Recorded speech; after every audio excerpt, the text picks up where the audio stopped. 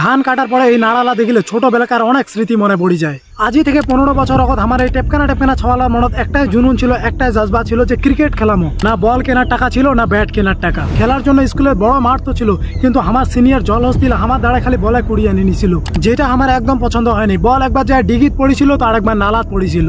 ইংরেজরা 200 বছর এতক্ষণ শাসন করে নেই, ওর থেকে বেশি জোরে হামাল্লা শাসন করেছিল। সবার মনের ভিতরে একটাই কথা চলেছে, কি যে হবে রে। তারপরে মনের ভিতরে চরম হতাশা ও আত্মবিশ্বাস নিয়ে আমরাও ঠিক করি যে ক্রিকেট আমরাও খেলামো, আমরা পারি ক্রিকেট খেলেবার।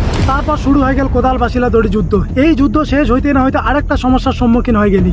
আমার ভয়েস গিলাতে না বল কিনিয়ার টাকা আছে, না ব্যাট কিনিয়ার টাকা। তারপর কোন রকম বাপের টাকা মারি অথবা টিফিনের টাকা বাঁচে বল তো কিনেছি, কিন্তু ব্যাট কিনিয়ার অকাত ছিল নাই। কোন রকম একটা কাঠের তক্তা ম্যানেজ করি ওইটা চেলঠাই ব্যাট তৈরি করা হয়েছিল। এরকম করে বেশ কয়েকদিন ভালোই চলেছিল। স্কুল থেকে আসার পর 4টা ভাত খাইছে কি খায়নি, কিন্তু মাঠত আসি হাজির।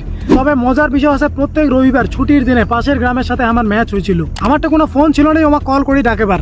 আমার যোগাযোগের মাধ্যম ছিল একমাত্র মুখের কথা আর বিশ্বাস। স্কুল চলাকালীন যে কোনো একদিন কোলে হয়ে গেল। এর পরে রবিবার 10টার দিকে আমার এটা খেলেবার আইসেন, যেমন কোথাও অমনি হাজির। কিন্তু দুর্ভাগ্যবশত আমার এই খুশিটাও বেশি দিন টেকিল নাই। বল খেলার সময় আমার বল কারো শস্যা বাড়ি যা পড়েছে, তো কারো মূলা বাড়ি, তো কারো বাইগন বাড়ি, তো কারো পাঠা বাড়ি। সব থেকে হারামি যদি কাউ ছিল এই জমির মালিক। আমার টেপকানা ছাওয়ালা খেলাছি, তাতে নাকি ওর জমি শক্ত আছে। প্রথম দিন ওয়ার্নিং দিয়ে তারপরে দিন সকালে উঠে দেখাচ্ছ হাল চাষ করে দিছে। তকমি এলাম মনে মনে গাইল দাও।